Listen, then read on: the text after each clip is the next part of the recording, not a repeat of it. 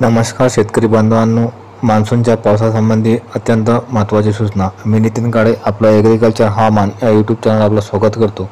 मित्रांनो, बंगालच्या खाडीत निर्माण झालेले कमी दाब क्षेत्र हे आता पुन्हा त्याची तीव्रता कमी होताना दिसत आहे आणि आयओडीसुद्धा हा पॉझिटिव्ह नसल्याकारणामुळे महाराष्ट्रातील बऱ्याचशा भागामध्ये पाहिजे त्या प्रमाणात मान्सूनचे आगमन झालेले नाही आहे.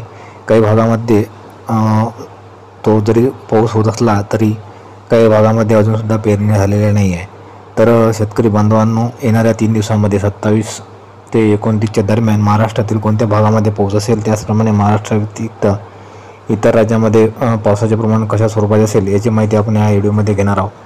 तत्पूर्वी जर आपण चॅनलवर नवीन असाल तर चॅनलला सबस्क्राईब करून घ्या आणि हा व्हिडिओ शेवटपर्यंत नक्की पहा. मित्रांनो, येणाऱ्या या 2-3 दिवसांमधील पाऊससुद्धा हा महाराष्ट्रातील सर्व विभागामध्ये सर्वदूर आणि सारख्याच प्रमाणात नसणार आहे.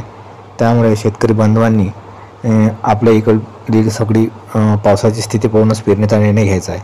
तर मित्रांनो, 27 जून रोजी महाराष्ट्रातील साधारणपणे रत्नागिरी, राजापूर, सावंतवाडी या भागामध्ये हलका ते मध्यम स्वरूपाचा पाऊस राहू शकतो.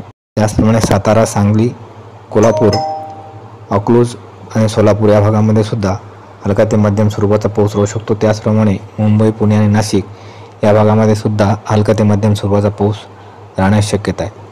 त्याचप्रमाणे मराठवाडा विभागातील लातूर, बार्शी, पेठ, परळी, उदगीर, अहमदपूर, कैज आणि माजलगाव या भागामध्ये सुद्धा हलका ते मध्यम स्वरूपाचा पाऊस राहण्याची शक्यता आहे. त्याचप्रमाणे पश्चिम विदर्भातील शेगाव, खामगाव, अकोला, अचलपूर, अमरावती, आर्वी आणि वरुड या भागामुळे मध्यम ते भारी स्वरूपात पाऊस राहण्याची शक्यता आहे. साधारणपणे आर्वी, अचलपूर या भागामध्ये आणि वरुड या भागामध्ये पावसाचे प्रमाण जास्त राहण्याची शक्यता आहे.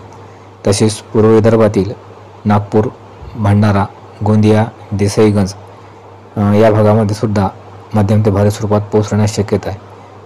मित्रांनो, 27 जून रोजी गुजरातवर एक कमी दाब क्षेत्र तयार होत असल्याकारणामुळे गुजरातमध्ये मोठ्या प्रमाणात नुकसानकारक पाऊस होण्याची शक्यता आहे. म्हणजे मुसळधार पावसाची शक्यता गुजरातील बहुतांश भागामध्ये राहण्याची शक्यता आहे. त्याचप्रमाणे जोधपूर, कोठा, उदयपूर, झाशी, इंदोर, भोपाल, जबलपूर या भागातसुद्धा मध्यम ते भारी स्वरूपात पाऊस होण्याची शक्यता आहे. त्याचप्रमाणे कोरबा, रायपूर, अलाहाबाद, सिंगोर्ली, धनबाद, पटना या भागामध्ये सुद्धा वादळी स्वरूपाचा पाऊस होण्याची शक्यता आहे. तसेच पुनिया, कलकत्ता, रांची आणि अंबिकापूर या भागामध्ये सुद्धा मध्यम ते भारी स्वरूपात पाऊस होण्याची शक्यता आहे. तसेच कर्नाटक ते केरळ किनारपट्टीवर हलका ते मध्यम स्वरूपाचा पाऊस 27 जून रोजी राहण्याची शक्यता आहे. तसेच कोइंबतूर, कोची, सालेम, त्रिची, मदुरई आणि भुवनेश्वर या ठिकाणीसुद्धा हलका ते मध्यम स्वरूपाचा पाऊस 27 जून रोजी होण्याची शक्यता आहे. मित्रांनो, 28 जून रोजी महाराष्ट्रातील काही भागामध्ये हलका ते मध्यम स्वरूपाचा पाऊस होण्याची शक्यता आहे. जसे की सावंतवाडी, राजापूर, रत्नागिरी, चिपळूण या भागामध्ये हलका ते मध्यम स्वरूपाचा पाऊस होण्याची शक्यता आहे. त्याचप्रमाणे कोडोली, सातारा, सांगली, केज, कराड या भागातसुद्धा हलका ते मध्यम स्वरूपाचा पाऊस होण्याची शक्यता आहे. त्याचप्रमाणे मुंबई, पुणे, नाशिक, मालेगाव, नंदुरबार आणि जळगाव या परिसरामध्ये मध्यम ते भारी स्वरूपात पाऊस होण्याची शक्यता आहे. तसेच धारणी, अकोट, अचलपूर आणि अमरावती या पश्चिम विदर्भातील भागामध्ये हलका ते मध्यम स्वरूपाचा पाऊस राहण्याची शक्यता आहे. तर पूर्व विदर्भातील नागपूर, कोडाडी, भंडारा, गोंदिया, चंद्रपूर, गडचिरोली आणि देसाईगंज या भागामध्ये मात्र मध्यम ते भारी स्वरूपात पाऊस राहण्याची शक्यता आहे. तसेच सोलापूर, बार्शी, पेठ, लातूर आणि परळी या भागातसुद्धा हलका ते मध्यम स्वरूपाचा पाऊस राहण्याची शक्यता आहे. मित्रांनो, 28 जून रोजी महाराष्ट्र व्यतिरिक्तच गुजरात, कानपूर, बिकानेर, जोधपूर आणि अजमेर या भागामध्ये मध्यम ते भारी स्वरूपात पाऊस राहण्याची शक्यता आहे. त्याचप्रमाणे श्रीगंगानगर, चंदीगड, बरेली, दिल्ली, आग्रा आणि ग्वालियर या ठिकाणीसुद्धा मध्यम ते भारी स्वरूपात पाऊस होण्याची शक्यता आहे. त्याचप्रमाणे जबलपूर, रायपूर, कोरबा, रूरकेला, झाशी, अलाहाबाद, भुवनेश्वर आणि कोलकाता या ठिकाणीसुद्धा मध्यम ते भारी स्वरूपात पाऊस होण्याची शक्यता आहे. तसेच कर्नाटक ते केरळ किनारपट्टीवर हलका ते मध्यम स्वरूपाचा पाऊस राहण्याची शक्यता आहे.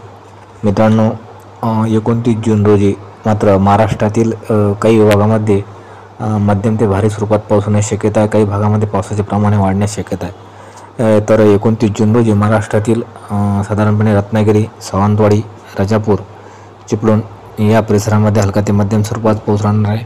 तसेच सातारा, सांगली, कोल्हापूर, सोलापूर, अकलूज आणि तुळजापूर या भागामध्ये सुद्धा हलका ते मध्यम स्वरूपाचा पाऊस राहण्याची शक्यता आहे. तसेच मुंबई, पुणे, नाशिक, धुळे, जळगाव, नंदुरबार आणि मालेगाव या ठिकाणी मध्यम ते भारी स्वरूपात पाऊस राहण्याची शक्यता आहे. तसेच मराठवाडा विभागातील छत्रपती संभाजीनगर, अहमदनगर, लातूर, पेठ, बार्शी, बीड, माजलगाव, परळी, गंगाखेड, परभणी, नांदेड आणि पाथरी या मराठवाडा विभागातील भागामध्ये हलका ते मध्यम स्वरूपाचा पाऊस राहण्याची शक्यता आहे.